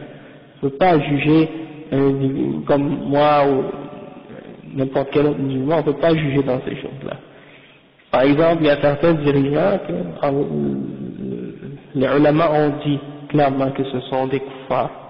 Mais c'est pas parce qu'ils n'ont pas déclaré qu'ils sont kuffars parce qu'ils n'ont pas jugé par la charia.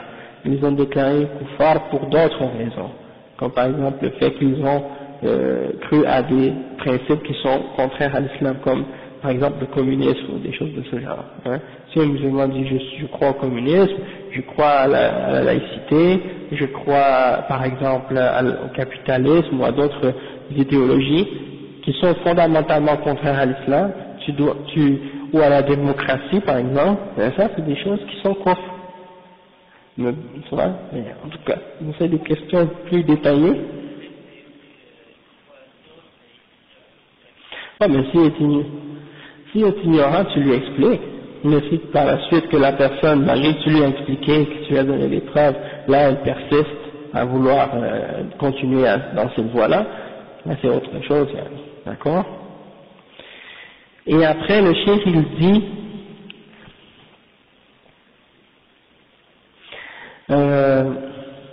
donc c'est permis d'aller dans les pays des kuffars pour répandre l'islam et pour prêcher l'islam. Ça c'est important parce que nous on est ici maintenant, et donc étant donné qu'on est ici, on est capable d'en profiter, d'appeler les kuffars à l'islam, et même d'appeler certains musulmans ici qui sont pas pratiquants, qui sont éloignés de la pratique de l'islam, de les ramener au droit chemin si on est capable. Après, quatrième exemple, le chef dit ومن مظاهر موالاة الكفار إعانتهم ومناصرتهم على المسلمين ومدحهم والذب عنهم وهذا من نواقض الإسلام وأسباب الردة نعوذ بالله من ذلك. Donc le chef dit parmi les manifestations du fait de s'allier avec les kuffars, il y a le fait de les aider et de les supporter et de les aider contre les musulmans, et de les glorifier, et de les encourager. Et le cheikh il dit que ça fait partie des choses qui annulent l'islam, et que ça fait partie des choses qui fait que quelqu'un devient un apostat. Et le cheikh il dit na'udhu billah min dhalik, c'est-à-dire on demande à Allah qui nous protège d'une chose pareille. Donc le fait d'aider les kuffars contre les musulmans, et de les glorifier, etc. Ça c'est quelque chose qui fait quitter quelqu'un de l'islam. Hein. Et là il y en a parmi les gens de Takfir par exemple qui disent ah mais comment ça se fait que les États-Unis, les Saoudiens ils ont pris l'aide des Américains contre l'Irak, et ça c'est des musulmans. Et donc les ulama ils ont dit non, c'est expliquer que si tu prends l'aide des kuffars contre les kuffars, c'est pas interdit. Dans ce cas-là, et le prophète a utilisé l'aide de certains kuffars contre la guerre contre d'autres kuffars. Et donc, le parti Ba'ath, par exemple, qui dirigeait en Irak, c'est un pays c'est un gouvernement de kufr. C'est un système qui est basé sur la mécréance en Allah.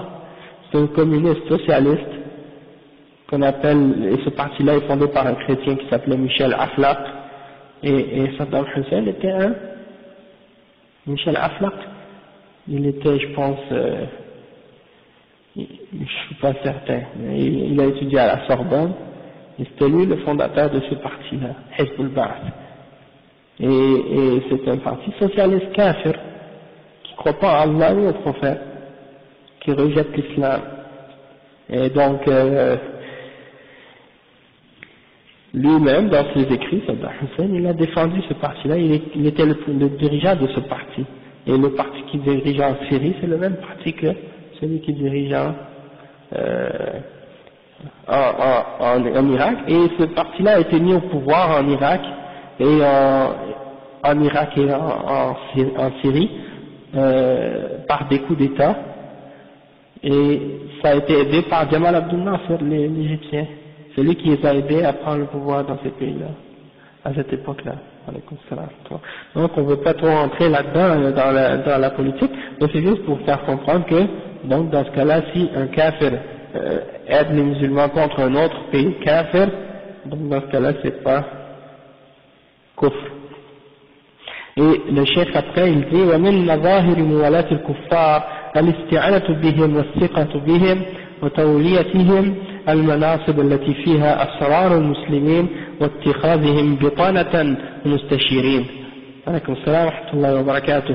Donc le chef il dit parmi les aspects de s'allier avec les kuffars, il y a le fait de prendre leur aide, de demander leur aide et d'avoir confiance en eux et de leur donner des positions importantes des statuts importants parmi les musulmans qui les mettent en contact avec les questions secrètes qui ont rapport avec les musulmans, les choses secrètes des affaires des musulmans, et de les prendre comme des conseillers et des alliés proches. Yani.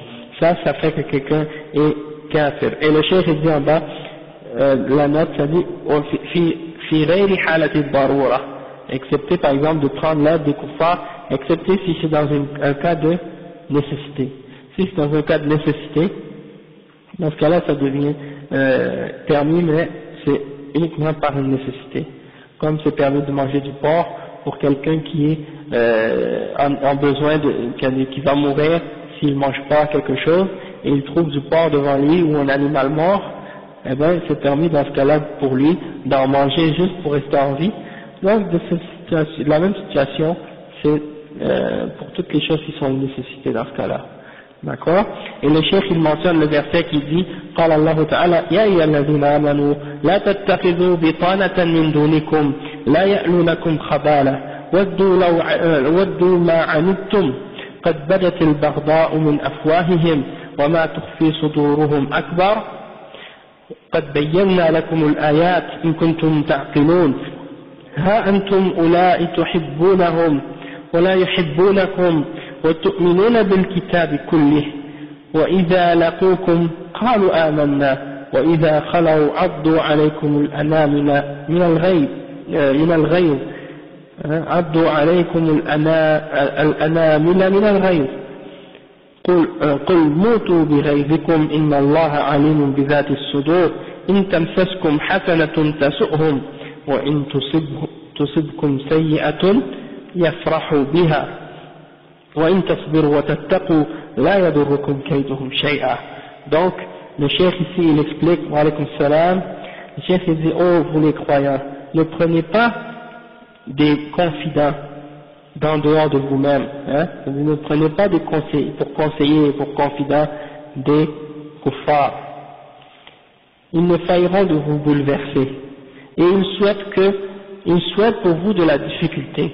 Eux, les kuffars, ils souhaitent pour vous les musulmans de la difficulté. قد بدت البغضاء من أفواههم. C'est-à-dire la haine est apparue dans leur bouche. Par leurs paroles, vous savez que c'est apparu déjà qu'ils vous détestent, qu'ils détestent l'islam, qu'ils détestent les musulmans. L'exemple des caricatures qu'ils ont fait il n'y a pas longtemps, c'est une expression de leur haine pour l'islam et pour les musulmans, et ça c'est juste un petit exemple de la haine réelle qu'ils ont au fond du cœur contre l'islam et contre les musulmans. Donc Allah subhanahu wa ta'ala il dit وَمَا تُخْفِي صُدُورُهُمْ أَكْبَرُ, et ce qu'ils cachent dans leur cœur de haine est plus grand encore que ce qu'ils vous montrent. Donc ça veut dire vous ne pouvez même pas imaginer la grandeur de la haine qu'ils ont contre l'islam.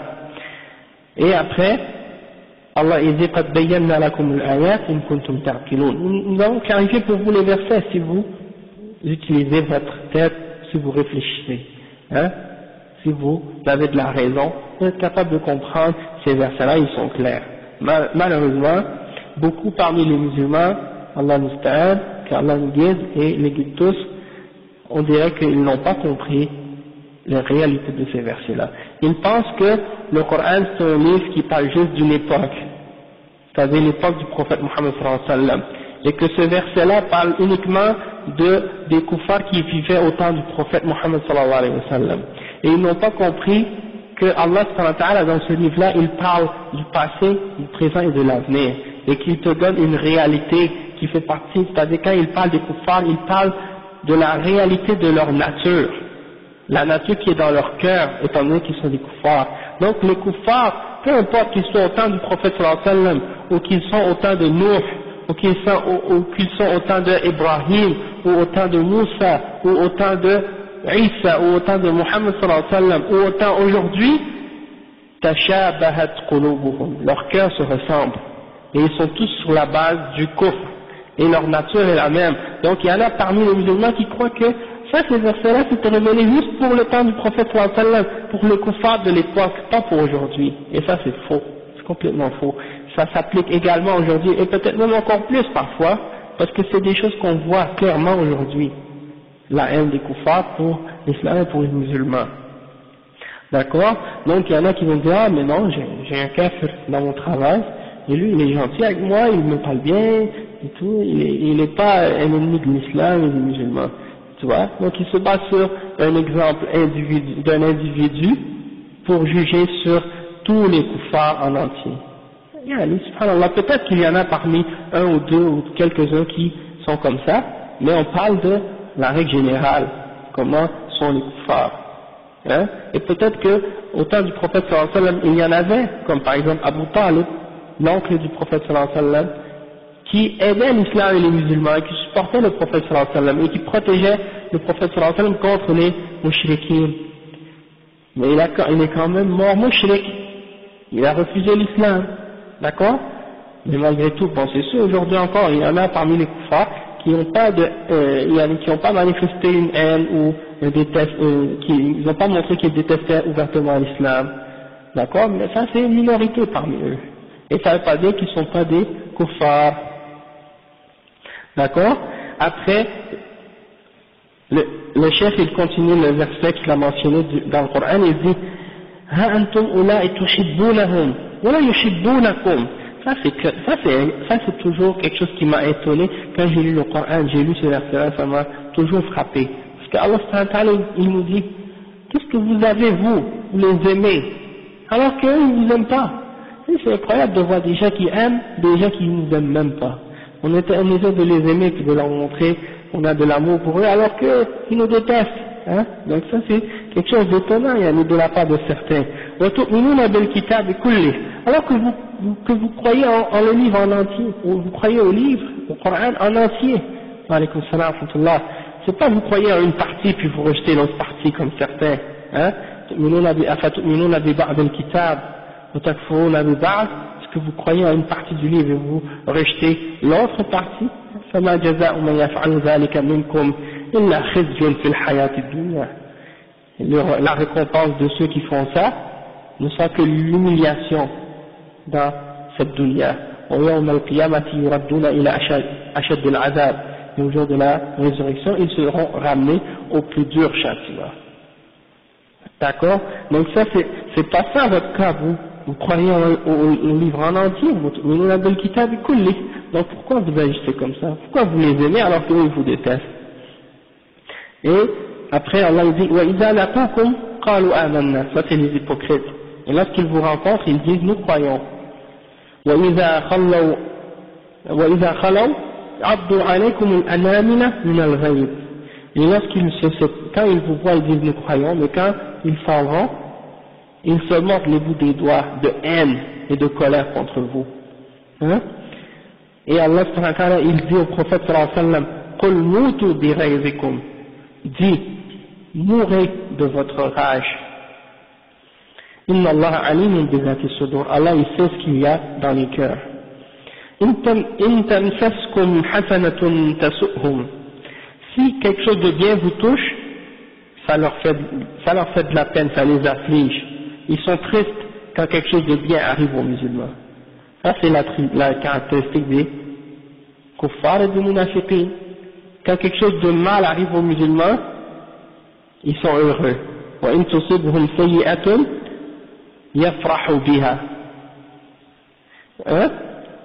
Non, wa in tusibkum sayyi'atun yafrahu biha. Si quelque chose de mal vous atteint, ils sont heureux, ils sont contents. Ça c'est pas normal. Quand on entend quelque chose dans les nouvelles, qu'un malheur a atteint des musulmans, on a de la peine. Parce qu'on est des mu'minins, on est des croyants, Inch'Allah. Mais si tu dis que tu vois que quelque chose de bien arrive aux musulmans, puis là tu te sens, tu as de la colère, ou tu es fâché, ou tu es triste parce qu'il y a du bien qui arrive aux musulmans, là il y a un problème dans ta foi. Hein? Donc, Allah subhanahu wa ta'ala dit par la suite, وَإِن تَصْبِرُوا وَتَتَّقُوا لَا يَضُرُّكُمْ كَيْدُهُمْ شَيْئًا. Mais si vous êtes endurant et que vous craignez Allah, aucun de leurs plans, aucun de leurs ruses, aucun de leurs complots ne pourront vous nuire en quoi que ce soit. D'accord? Si vous êtes patient et que vous êtes craintif, vous avez la crainte d'Allah, vous craignez Allah, vous vous éloignez de ce qui vous a interdit et que vous faites qu'est-ce qu'il vous a ordonné. Alors rien de ce qu'ils vous ont comploté contre vous, ça va vous nuire en rien. Après, il dit فهذه الآية الآيات الكريمة تشرح دخائل الكفار وما يكنونه نحو المسلمين من بغض وما يدبرونه ضدهم من مكر وخيانة وما يحبونه من مضرة المسلمين وإيصال الأذى إليهم بكل وسيلة وأنهم يستغلون ثقة المسلمين بهم فيخططون للأضرار بهم والنيل منهم. Donc le cheikh il résume qu'est-ce que le verset signifie, c'est-à-dire que ces versets-là il explique l'intérieur des kuffars, qu'est-ce qu'ils ont dans leur cœur et qu'est-ce qu'ils cachent de haine contre les musulmans et qu'est-ce qu'ils planifient contre eux de complot et de traîtrise, de trahison, et il y a du fait qu'ils aiment que du mal arrive aux musulmans par tous les moyens, et qu'ils essaient d'utiliser la confiance que les musulmans ont envers eux pour planifier toutes sortes de mauvaises choses pour les musulmans. Après le cheikh dit روى الإمام أحمد عن أبي موسى الأشعري رضي الله عنه قال قلت لعمر رضي الله عنه لي كاتب نصراني قال ما لك قاتلك الله أما سمعت قول الله أو أما سمعت الله يقول يا أيها الذين آمنوا لا تتخذوا اليهود والنصارى أولياء بعضهم أولياء بعض ألا اتخذت حنفيا أو حنيفا ألا اتخذت حنيفا قال قلت يا أمير المؤمنين لي كتابته وله دينه قال لا أكرمهم إذ أهانهم الله ولا أعزهم إذ أذلهم الله ولا أدنيهم وقد أقصاهم الله. C'est un exemple qui est rapporté par Abu Musa al-Ash'ari radiyallahu anhu, dans lequel il dit que quelqu'un a dit à Omar ibn al-Khattab, j'ai un scribe chrétien, quelqu'un qui écrit pour moi et c'est un chrétien. Alors Omar ibn al-Khattab lui a dit, pourquoi tu le prends comme un scribe? Est-ce que tu n'as pas entendu le verset dans lequel Allah subhanahu wa ta'ala dit vous les croyants, ne prenez pas les juifs et les chrétiens comme alliés, ils sont les alliés les uns des autres? Pourquoi tu n'as pas pris un musulman, un hanif? Alors l'autre personne a répondu, Ya Amir al-Mu'minin. Lui, moi j'ai son écriture et lui il a sa religion. C'est-à-dire il a sa religion, il écrit pour moi. Donc il a sa religion et moi j'ai son écriture, mais ça ne veut pas dire que je suis d'accord avec sa religion, etc. Donc il essaie d'argumenter pour dire que pourquoi tu me blâmes d'avoir pris ce scribe chrétien? Alors Omar il dit, je ne veux pas les honorer alors que Allah subhanahu wa ta'ala les a humiliés, et je ne veux pas les élever alors que Allah subhanahu wa ta'ala les a humiliés, et je ne veux pas les rapprocher alors qu'Allah subhanahu wa ta'ala les a éloignés. وروى الإمام أحمد ومسلم أن النبي صلى الله عليه وسلم خرج إلى بدر فتبعه رجل من المشركين فلحقه عند الحرة قال إني أردت أن أتبعك وأصيب معك قال تؤمن بالله ورسوله قال لا قال ارجع فلن أستعين بمشرك. Donc ça c'est un rapport rapporté par l'imam Ahmad et Muslim, dans lequel le prophète sallallahu alayhi wa sallam dit que lorsqu'il est sorti pour Badr, un homme parmi les mushrikines l'a rejoint et il lui a dit, moi je voudrais te suivre et je voudrais participer avec toi, donc qu'est-ce que tu vas faire? Et le prophète sallallahu alayhi wa sallam a dit, est-ce que tu crois en Allah et en son messager? Et il a dit non. Alors il a dit, retourne, parce que je ne veux pas demander l'aide d'un mushrik, c'est-à-dire de quelqu'un qui commet le shirk. Le cheikh dit, هذا محمول على غير حالة الضرورة قيل إنه منسوخ والله أعلم لما ثبت من استعانته صلى الله عليه وسلم ببعض الكفار بعد ذلك. Donc ça c'était, comme le cheikh il dit, ça c'était excepté, il dit, le chef ça c'est excepté dans les cas de nécessité, et il dit que ce verset, ce hadith-là est mansour, c'est-à-dire abrogé, parce que par la suite, le prophète sallallahu alayhi wa sallam, il a accepté la participation de certains parmi les juifs et certains parmi les mouchriquins dans certains de ces combats. D'accord? Donc ça c'est un exemple qu'il a donné pour montrer que, à ce moment-là, le prophète sallallahu alayhi wa sallam avait refusé de prendre l'aide d'un mouchrik.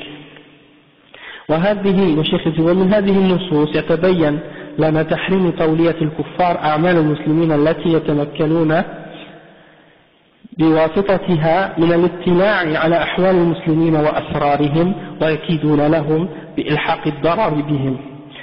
Donc le chef dit, à partir de ces textes-là, on peut comprendre que c'est interdit de donner à un kafir un travail par lequel il va être capable d'avoir connaissance de l'état des musulmans et de leurs secrets.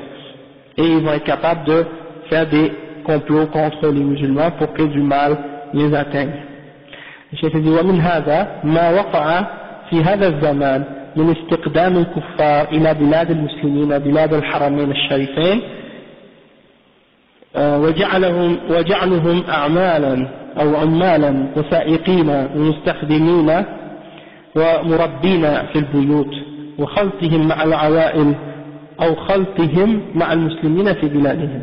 Donc le cheikh dit, et par exemple, qu'est-ce qui est arrivé dans notre époque du fait d'avoir utilisé, par exemple, d'avoir fait venir des kuffars dans les pays musulmans, comme par exemple dans les pays comme Al-Makka ou Al-Madina et les autres pays dans les pays musulmans, et de faire venir par exemple des employés et des chauffeurs, des bonnes, des servantes ou des servants, et des éducatrices par exemple pour les enfants dans les maisons, et qui sont des kuffars, et de leur permettre de se mélanger avec les familles des musulmans et de se mélanger avec les musulmans. Ça, c'est quelque chose qui est interdit, puis c'est quelque chose qui est dangereux pour les musulmans, parce que lorsqu'ils rentrent et qu'ils se mélangent avec les musulmans dans leur pays, dans leur maison et tout ça, eh ben ils enseignent aux enfants toutes sortes de choses. Il y a beaucoup de familles musulmanes dans certains pays musulmans où les enfants sont éduqués par une nourrice ou une nounou, comme on dit là. Et puis c'est une kafira, c'est une chrétienne, une juive, et elle enseigne toutes sortes de choses aux enfants, et parfois même elle peut même essayer de leur donner une da'wa pour les faire devenir chrétiens ou des choses de ce genre. Donc ça c'est dangereux. Après les chefs disent ومن مظاهر موالاة الكفار التاريخ بتاريخهم خصوصا التاريخ الذي يعبر عن طقوسهم وأعيادهم كالتاريخ الميلادي والذي هو عبارة عن ذكرى مولد المسيح عليه السلام والذي اتبعوه من أنفسهم وليس هو من دين المسيح عليه السلام. فاستعمال هذا التاريخ فيه مشاركة في إحياء شعارهم وعيدهم. ولتجنب هذا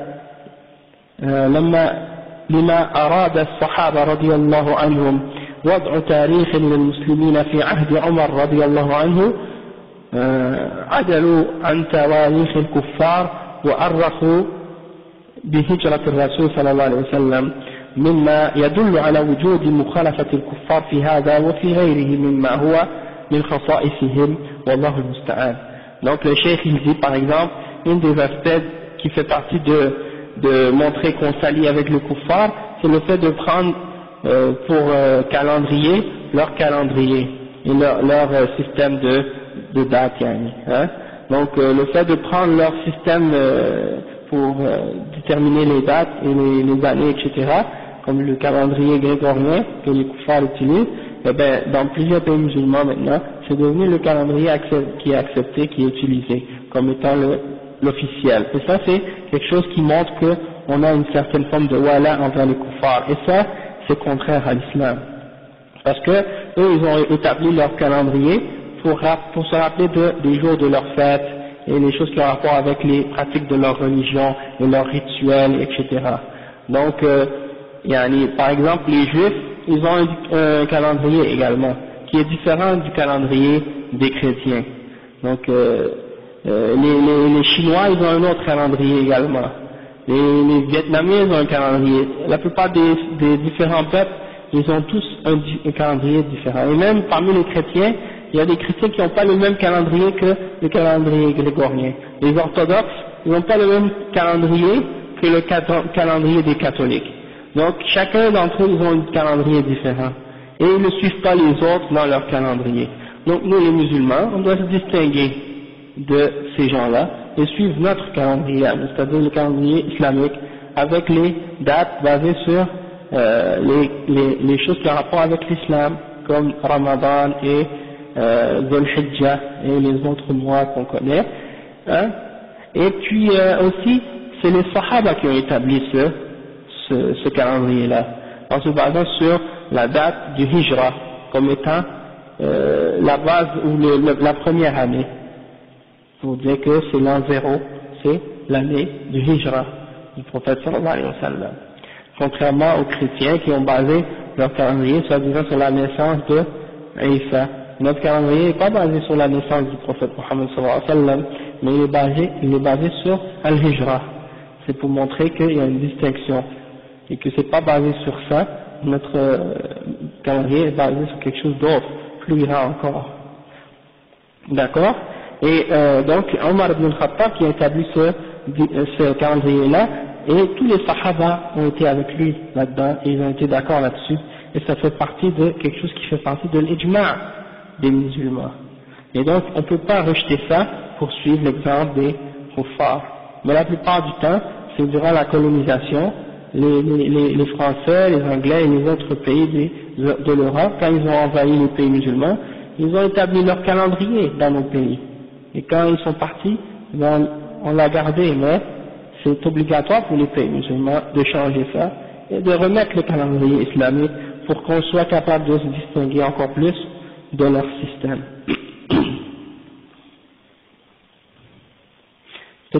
Peut-être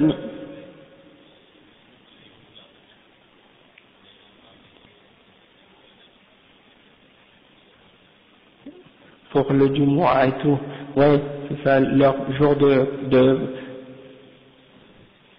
ouais, non, c'est vrai.